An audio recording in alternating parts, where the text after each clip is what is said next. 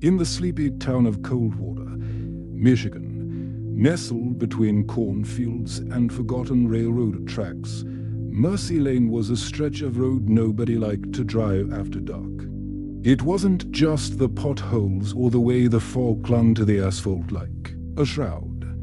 It was the stories, whispers of a little girl, no more than 8, seen standing by the roadside, her dress tattered and her eyes hollow. They called her the ghost of Mercy Lane, and her story was one of tragedy, mystery, and something far darker that lingered in the air like the stench of decay.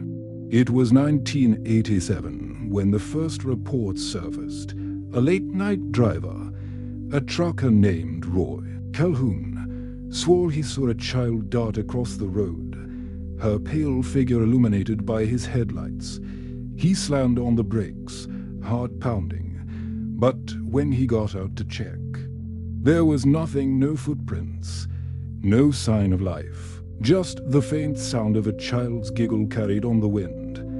Roy told the story at the diner the next morning, and the locals exchanged uneasy glances. They knew the history of Mercy Lane, even if they didn't talk about it. 20 years earlier, in 1967, an ambulance had careened off that very road, tumbling into the ditch during a brutal November storm.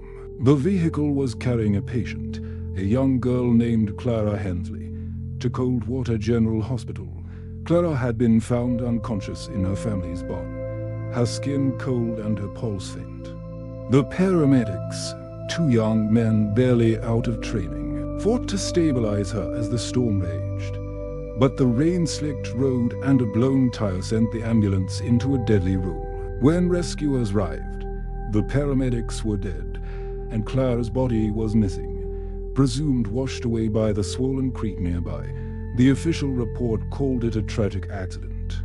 But the town whispered of something else, something unnatural. By 2025, Mercy Lane had become a local legend, the kind of story teenagers told around campfires, daring each other to drive the road at midnight.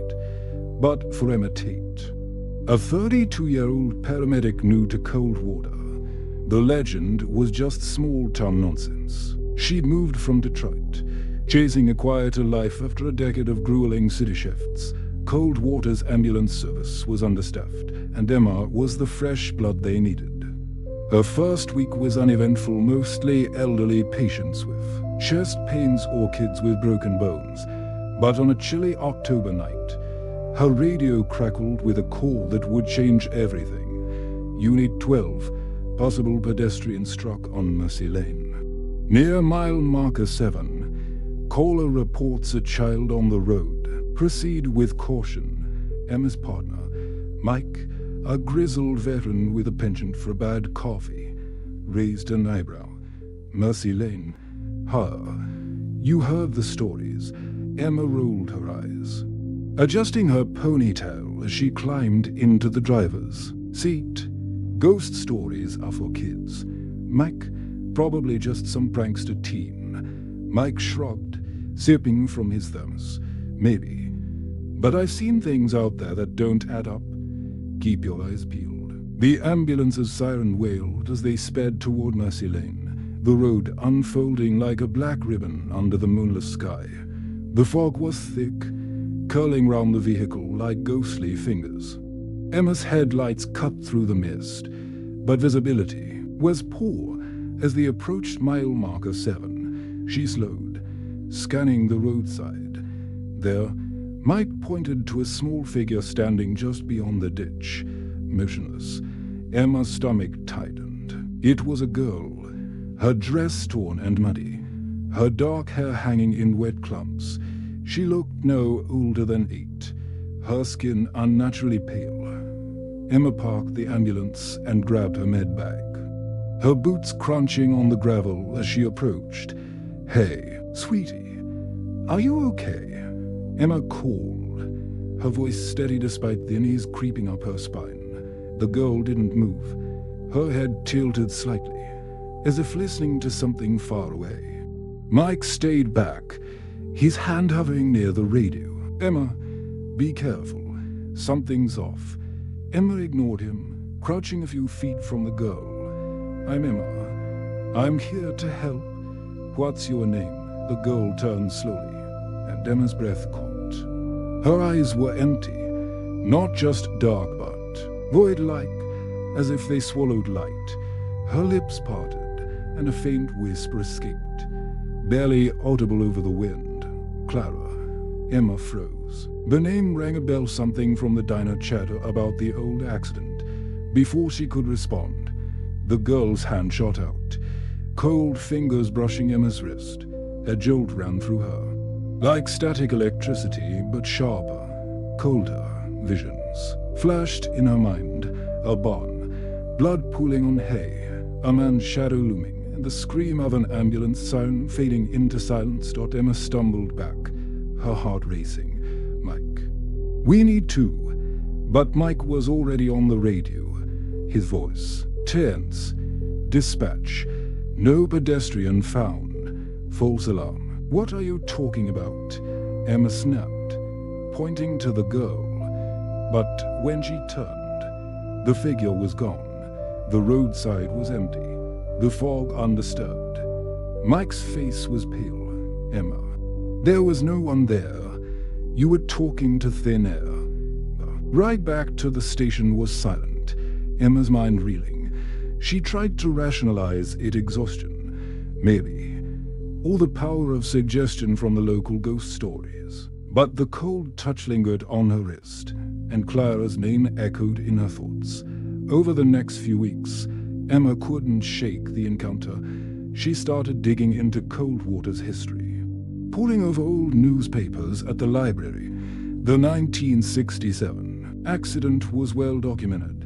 Clara Hensley, age 8, found unconscious in her family's barn by her older brother, Daniel.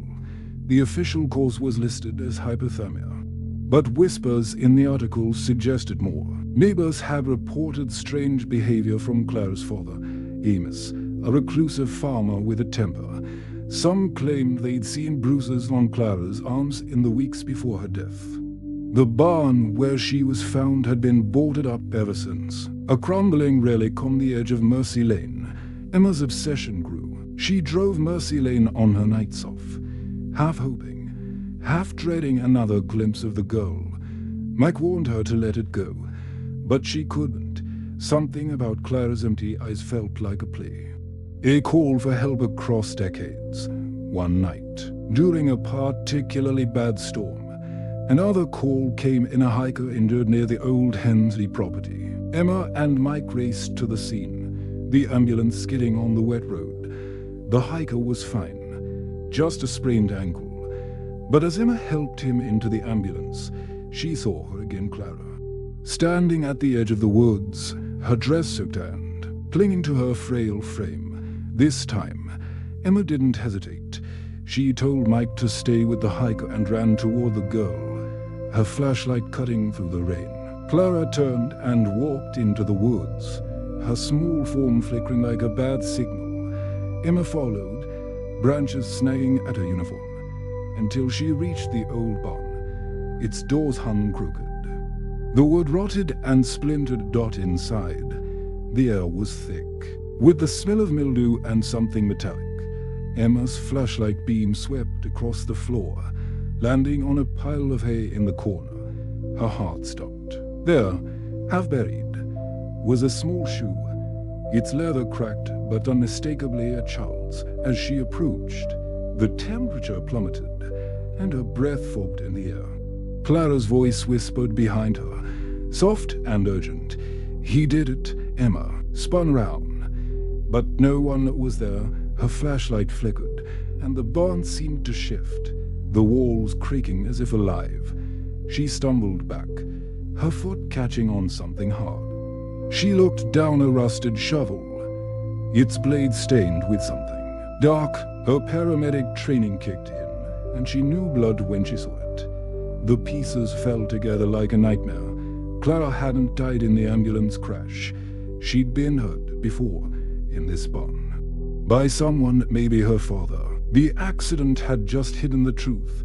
Her body lost to the creek, her story buried in rumors. Emma reported the shoe and shovel to the police, who reopened the case. Forensic tests confirmed the stains were blood, too old to identify but enough to cast suspicion on Amos Hensley. Long dead, the town buzzed with the news, but for Emma, it wasn't enough. Clara's ghost still haunted Mercy Lane, her figure spotted by late-night drivers. Her whispers carried on the wind. Emma kept working. The ambulance. But she never drove Mercy Lane without a shiver. She'd solved part of Clara's mystery. But the girl's spirit lingered, tied to the road where her life ended. Some nights, when the fog was thick and the siren wailed, Emma swore she heard a child's voice in the static, saying, "Thank you," and in cold water, the legend of the ghost of Mercy Lane grew, a reminder that some truths, like some spirits, refuse to stay buried. The discovery of the blood-stained shovel in the Hensley barn should have brought closure to Coldwater, Michigan. But for Emma Tate, the paramedic who'd seen Clara's ghost, it only deepened the unease. The police had reopened the 1967 case, but with Amos Hensley long dead and the evidence degraded by time, justice seemed out of reach. Yet Mercy Lane grew darker, its fog thicker, its whisper sharper. Clara's ghost wasn't just a lingering spirit, she was angry. And Emma was about to learn how dangerous a child's wrath could be. It was late November 2025, and winter had sunk its teeth into Coldwater. Emma's shifts at the ambulance service were grueling, the calls relentless as the town braced for snow. But Mercy Lane calls were different.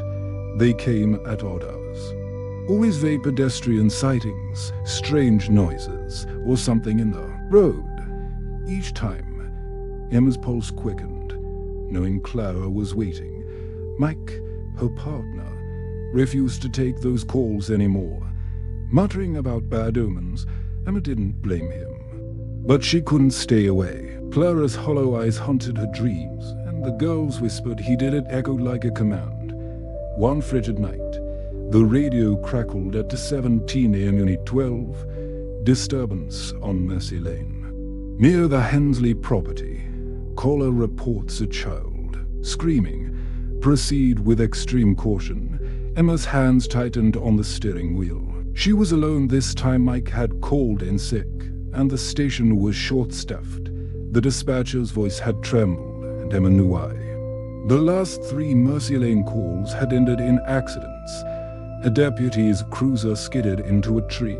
A tow truck lost its brakes, and a utility worker swore something pushed him into the ditch. The town was starting to avoid the road altogether, but Emma felt drawn. Like a moth to a flame, the ambulance's headlights barely pierced the fog as she approached the Hensley property.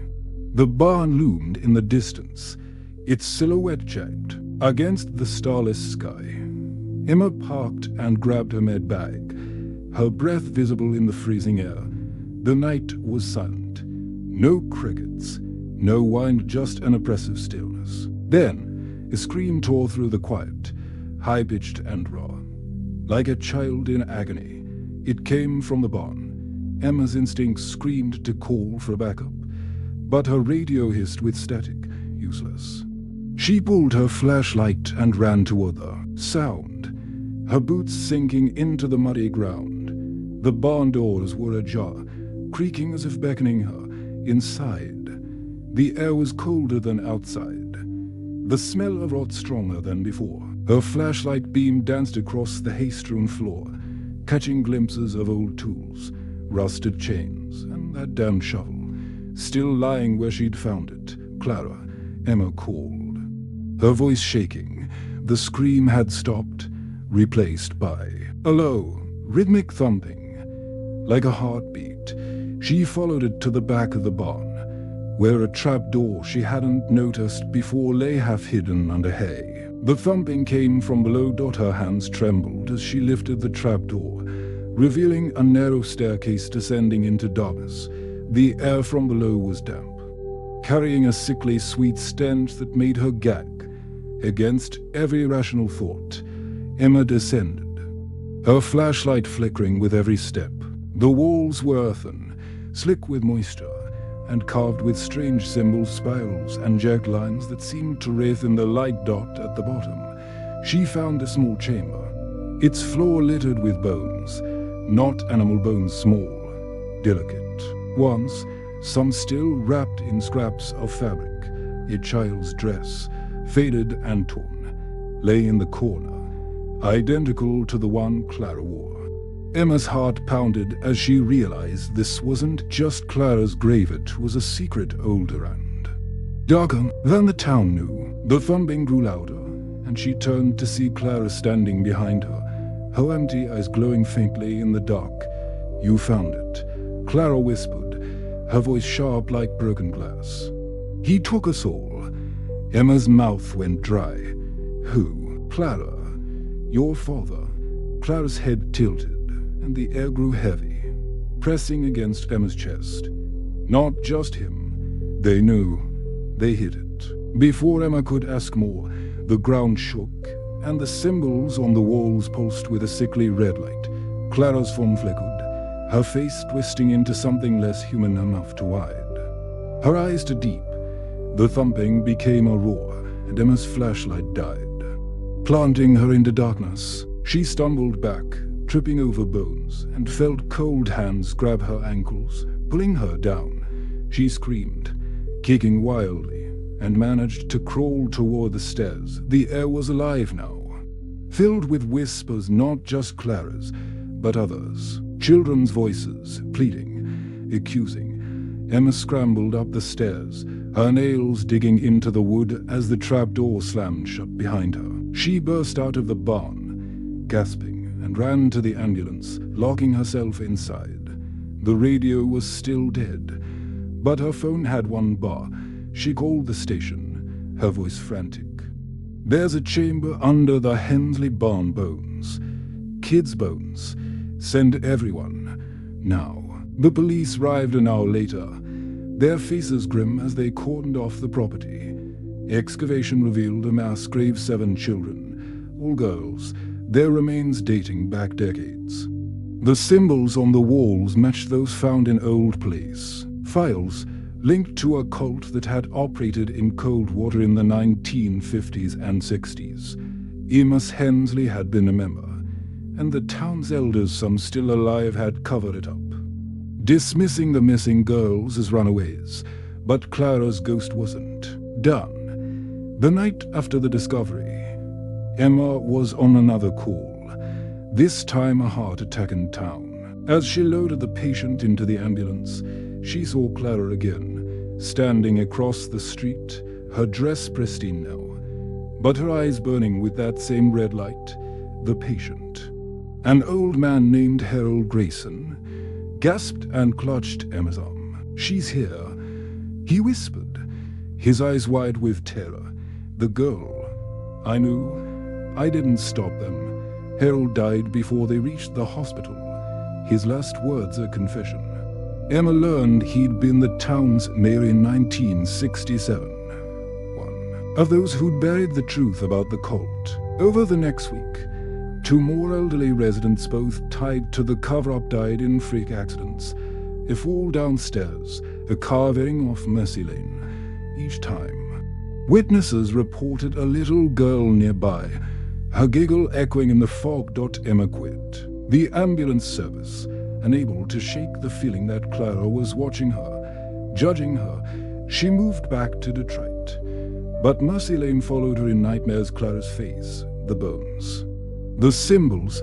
Coldwater tried to move on, but the road stayed cursed. Drivers reported accidents, radios failed, and the fog never lifted. The barn was demolished, the land sorted, but Clara's ghost remained, a vengeful sentinel for the girls forgotten beneath the earth. In Coldwater, they don't talk about Mercy Lane anymore. But if you drive it at night, when the fog is thick and the air hums with something alive, you might see her, a little girl in a tattered dress, her eyes glowing red, her voice whispering one word: justice. Emma Tate thought leaving Coldwater, Michigan, would bury the nightmare of Mercy Lane, she'd fled to Detroit, trading the eerie quiet of the small town for the city's clamor, hoping to outrun Clara's glowing red eyes and the whispers of the forgotten girls. But the past clung to her like damp fog, and the ghosts of Mercy Lane weren't done. By December 2025, Emma would face a reckoning that would either free her or drag her into the darkness forever. Back in Coldwater, the town was unraveling. The discovery of the mass grave beneath the Hensley barn had sparked a media frenzy. With reporters swarming the quiet streets, the cult's history was laid bare. A group of men, led by Amos Hensley in the 1950s and 60s, had used the barn for rituals, sacrificing young girls to some unnamed entity they believed granted power. The town's elders, mayors, sheriffs, pastors had known, turning a blind eye to protect their own. The 7 bodies found were identified through dental records, but Clara Hensley remained missing, her fate still tied to the creek where the 1967 ambulance crash had swept her away. Emma, now working as a dispatcher in Detroit, tried to move on. She avoided news about Coldwater, muted the TV when Mercy Lane was mentioned. But at night, her dreams were haunted by the barn's earthen chamber, the symbols pulsing red, and Clara's voice, now a chorus of girls chanting, "Find us," and at her wrist, where Clara had touched her, bore a faint scar like a burn. Though no doctor could explain it, on Christmas Eve, a package arrived at Emma's apartment. No return address, just a battered envelope with her name scrawled in childish handwriting. Inside was a single Polaroid, faded and creased, a young girl in a tattered dress, standing by the creek near Mercy Lane. Clara. On the back, in the same shaky script, were the words, "Come back." Finish it. Emma's hands shook as she stared. At the photo, she wanted to burn it, to run. But the scar on her wrist throbbed, and she felt a pull, like a hook in her chest, dragging her back to Coldwater. Against every instinct, she packed a bag, grabbed her old paramedic flashlight, and drove the 3 hours to Mercy Lane. The road was worse than she remembered, potholes deeper, fog denser, the air heavy with a metallic tang. It was midnight when she reached the creek, the site of the 1967 crash, now marked by a faded memorial cross. She stepped out of her car, the Polaroid clutched in her hand. The creek was frozen, its surface glinting under her flashlight. "Clara," she whispered, her voice swallowed by the silence. "I'm here." The ice cracked, a sound like gunfire. And Clara appeared not on the road, but rising from the creek, her dress dripping with black water, her eyes blazing red. The other girls were with her, their ghostly forms flickering, their faces twisted with rage. The air vibrated with their voices, a deafening wail. "He's still here." Emma's knees buckled, but she forced herself to stand. "Who, Amos, is dead? The cult's gone." Clara's head tilted, her mouth stretching into a grotesque smile. Not Amos, the other. The ground shook, and the creek's ice split, revealing a dark shape beneath the metal box, rusted but intact. Half buried in the frozen mud, Emma's flashlight beam trembled as she approached, the girl's wails urging her forward. She pried. The box opened with a stick, revealing a leather-bound journal and a crude idol carved from bone, its surface etched with the same symbols from the barn. The journal's pages were brittle, filled with Amos's handwriting, dates, names of girls, and references to the keeper, a figure who bound the pact and fed the entity. The last entry, dated the day of the ambulance crash, read, "Clara knows the keeper will silence her." Emma's blood ran cold. The keeper wasn't Amos, it was someone else, someone who'd survived. Still hiding in Coldwater, the ghosts pressed closer, their cold hands brushing her skin, their voices a hiss. "Find him. She drove to the police station, the journal and idol in her bag. The night shift officer, a young deputy named Ruiz, listened as she explained. His face paling, he recognized the idol from old case files, a cold relic thought destroyed. There's one person still alive who was round back then, he said. Pastor Ellis, he was. Questioned in 67, but never charged. Pastor Ellis, now in his 80s, lived in a crumbling farmhouse on the edge of town. Emma and Ruiz arrived at dawn. The fog curling round the house like a living thing. Ellis answered the door. His eyes sharp despite his frail frame. I know why you're here, he said, voice steady. You found the book inside. The house reeked of incense and decay. Ellis didn't resist as Ruiz cuffed him, but his smile was chilling. You can't stop it, he said. The entity feeds, and it protects its own. Clara was a mistake, she saw too much. Emma's scar burned as he spoke, and the room grew cold. The lights flickered. And Clara's ghost appeared, the other, girls behind her, their forms more solid, their eyes bleeding red light. Ellis screamed, clutching his chest. As the ghost surged forward, the air crackled with energy. The symbols from the journal glowing on the walls. Emma grabbed Ruiz and dragged him outside as the house shook. Windows shattering, a guttural roar echoing from within. When they returned, Ellis was dead, his face frozen in terror. His body unmarked, but his eyes burned out. The journal and idol were gone. The symbols on the walls scorched into ash. The ghosts were nowhere to be seen. Cold water buried the story again, blaming Ellis's death on heart attack. The creek was dredged, and Clara's remains were finally found, laid to rest with the other girls in a quiet ceremony. Mercy Lane was closed, rerouted, its asphalt left to crack and fade. But Emma knew it wasn't over. The entity Ellis spoke of, the thing the cult had fed, was still up there, dormant but not gone. She never returned to cold water, but the scar on her wrist never faded, sometimes in the dead of night. She'd wake to the sound of a child's giggle, or see a flicker of red in the shadows. Clara and the girls had their justice, but the keeper's pack lingered, a darkness waiting for someone new to claim it. And on Mercy Lane, the fog still rolled, thick and alive, whispering to anyone who dared to listen.